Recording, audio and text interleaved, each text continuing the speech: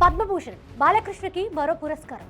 అభిమానుల ఆనందం. సోషల్ మీడియాలో కనువిందు చేస్తున్న విజువల్స్. బాలయ్య బాలయ్య, గుండెల్లో గోలయ్య, జో కొట్టాలయ్య అని అభిమానులు అడుగుతున్నట్టుగానే god of masses Padma Bhushan Balakrishna తన నట విశ్వరూపం తాలూకు ప్రభంజనాన్ని సినిమాకి పెంచుకుంటూ పోతున్నాడు. ప్రజాసేవలను అదే పంథాన్ని కొనసాగిస్తూ సామాన్యులకి తక్కువ ధరకే క్యాన్సర్ ట్రీట్మెంట్ని ఇస్తూ నోబడీ కెన్ రీచ్ హిమ్ అని మరోసారి అందరికీ గుర్తు చేస్తున్నాడు.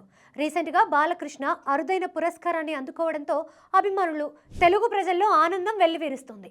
ఆ డీటెయిల్స్ ఏంటో చూద్దాం. నిన్న ఢిల్లీలో 2026వ సంవత్సరానికి సంబంధించి ఇంటర్నేషనల్ ఫిల్మ్ ఫెస్టివల్ ఢిల్లీ వేడుకలు అత్యంత ఘనంగా జరిగాయి.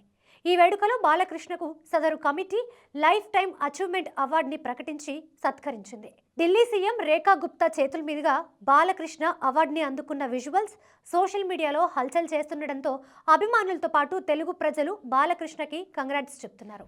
అదే వేదికపై సీనియర్ నటి షర్మిలా ఠాకూర్, దివంగత నటుడు ధర్మేంద్ర గారికి కూడా లైఫ్ టైమ్ అచీవ్మెంట్ అవార్డు లభించింది.